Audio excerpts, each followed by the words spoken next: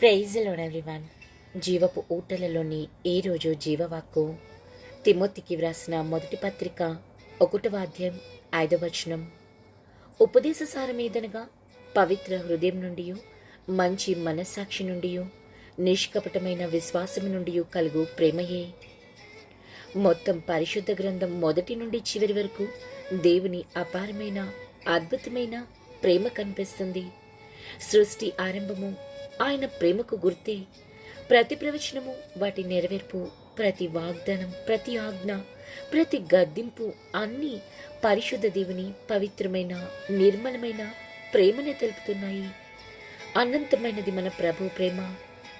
ఆయనలా పవిత్రత, మంచితనం, నిష్కాపట్యమును మనం కూడా పొందుకుని ఆ ప్రేమమైనలా జీవించడమే ఆయన ఆశ. యేసుక్రీస్తు కృప మనకు తోడైండును గాక. ఆమేన్.